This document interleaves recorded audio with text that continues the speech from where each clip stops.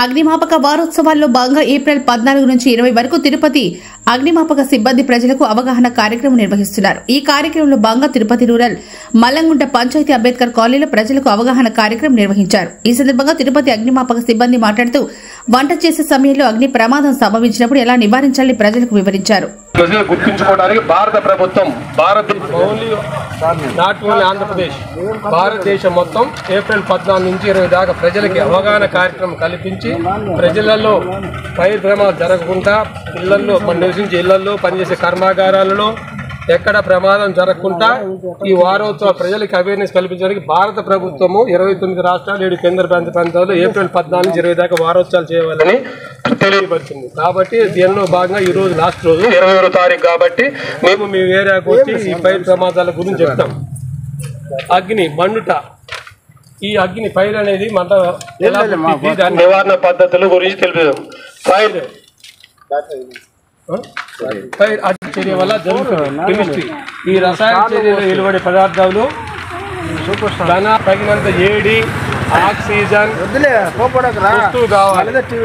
ఏది తీసేసినా అక్కడ ప్రమాదం జరగదు. ఓకేనా? తగినంత ఏడి, ఆక్సిజను వస్తువు ఉంటే ప్రమాదం జరిగింది. ఉదాహరణకు ఆడే ఘన పదార్థాలు ఉండి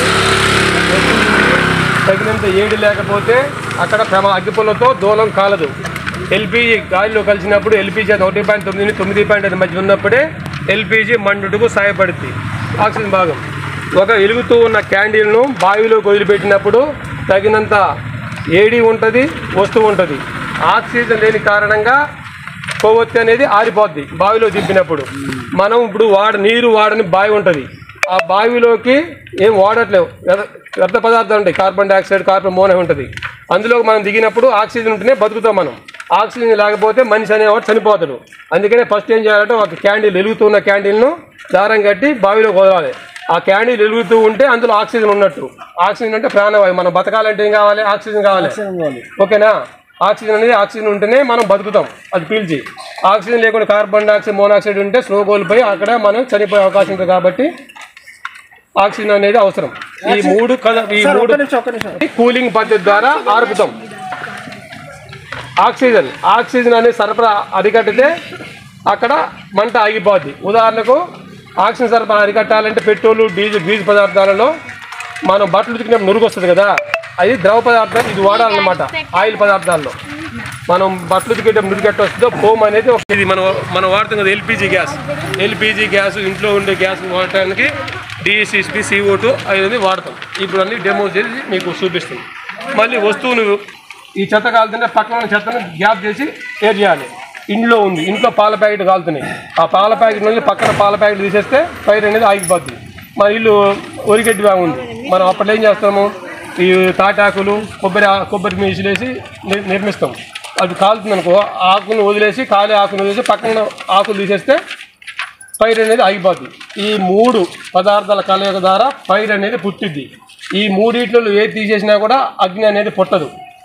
ఏం కావాలంటే అగ్ని పుట్టాలంటే అగ్ని ఘన, ద్రవ, వాయు ఈ 3 రూపాలలో ప్రమాదం జరిగిద్ది. వస్తువులు తగినంత ఏడు ఉండాలి, ఆక్సిజన్ ఉండాలి, వస్తువు ఉండాలి, అప్పుడు అగ్ని అనేది పుట్టిద్ది. ఈ మూడిట్లో ఏది తీసేసినా కూడా అగ్ని అనేది పుట్టదు. అర్థమైందా? పుట్టాలంటే 3 కలవాలి, తీసేయాలంటే ఏది ఒకటి తీసేసినా అగ్ని అనేది ఆగిపోద్ది. ఓకేనా? దీని వాతావరణంలో ఆక్సిజన్ కలిస్తే మంట పుట్టిద్ది. ఇప్పుడు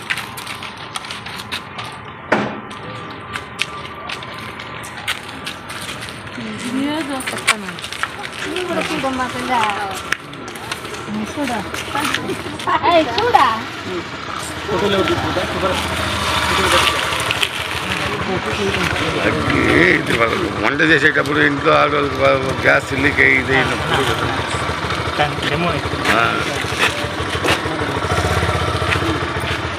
ఆ 3 కలిస్తే మంట పుట్టింది. ఇప్పుడు దాన్ని ఆర్పాలి. ఏం చేయాలి? మూత పెడితే ఏమైంది? ఆక్సిజన్.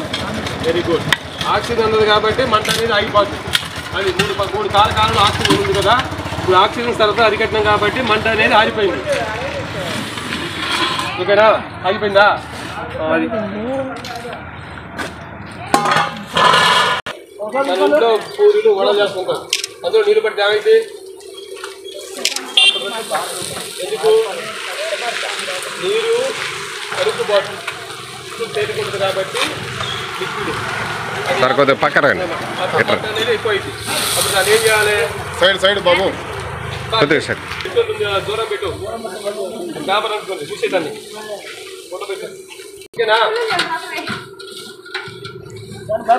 3 కావాలంటే మంటగా 3 అయితేనే కలుస్తేనే ఫైర్ అనేది కూర్చుంది. 3లో ఏదో ఒకటి తీసేసినా కూడా ఫైర్ అనేది ఆగిపోతుంది. ఓకేనా? అది ఆగిపోయింది.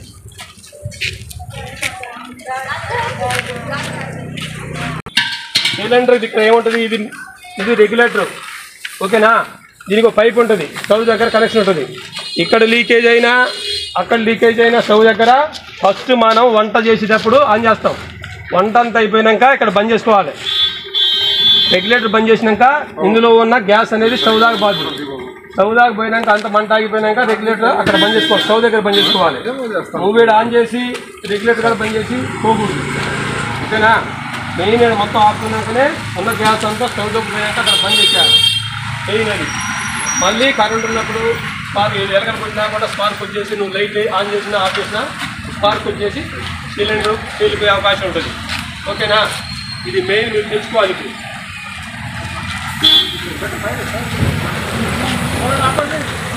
ఇప్పుడు ఇది ఆర్పాలి.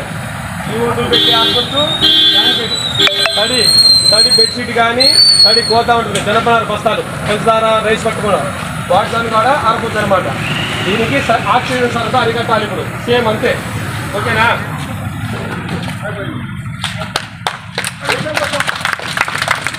అలాగే రెగ్యులేటర్ బంద్ చేసుకోవాలి. నేను అలా ఆర్పొచ్చు, ఈ ఊరికి కూడా ఆర్పొచ్చు.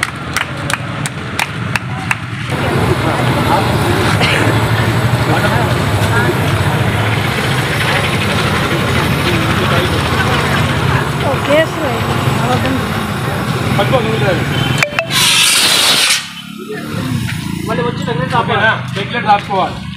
అది మెయిన్. ఇక్కడ మీరు అడగొచ్చు, ఆ పైప్ కూడా మీరు 5 సంవత్సరాలకు ఒకసారి మార్చుకోవాలి.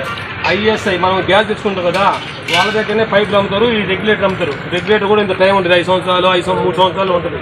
ఆ టైంని పెట్టి మార్చుకోవాలి.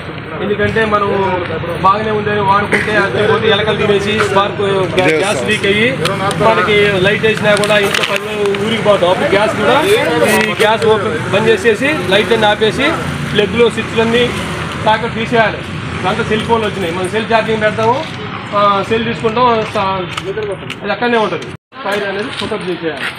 మనం కూడా ఇంట్లో ఉన్నప్పుడు చెత్తం తెలియస్తాం.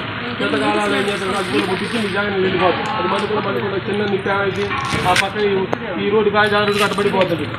కాబట్టి మీరు కాల్చినా కూడా ఎమ్మటే నీళ్ళు పెట్టుకొని ఆపేసి ఓపెన్ చేయాలి. చిన్న తప్పితే ఏంటంటే పెద్ద యాక్సిడెంట్ జరిగి మన ఊరే అందుకుంటుంది. కాబట్టి ఫస్ట్ మనం ఈ ప్రాసెస్ పాటించాలి. ఎలక్ట్రికల్ ఫైర్లు అనేవి ఉంటాయి.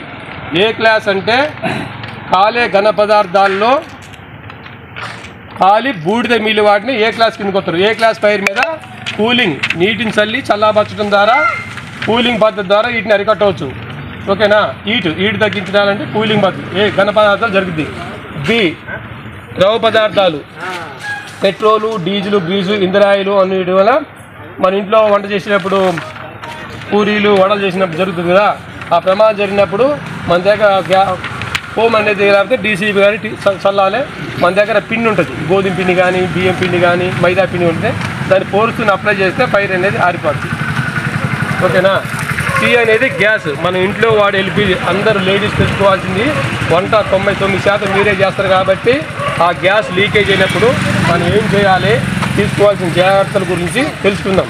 ఆ ఎల్పిజి అనేది లిక్విఫైడ్ పెట్రోలియం గ్యాస్, ద్రవ రూపంలో ఉన్న పెట్రోలియం గ్యాస్. ఓకేనా? అందులో ప్రోపేన్,